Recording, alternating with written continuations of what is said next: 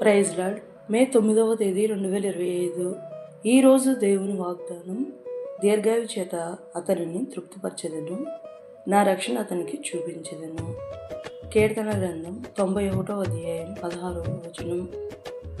యెహోవా నామము నెరిగిన తన బిడ్డల జీవితంలో యేసయ్య జరిగించు అద్భుతములు అనేకములు.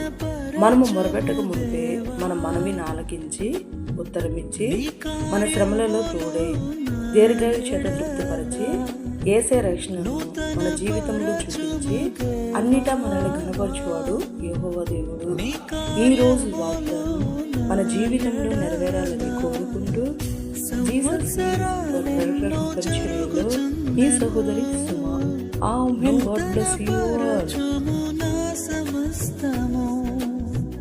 సంవత్సరాలెన్నో జరుగుచున్నను, నూతన పరచుము నా సమస్తము. పాతవి గతించిపోవును, సమస్తం నూతన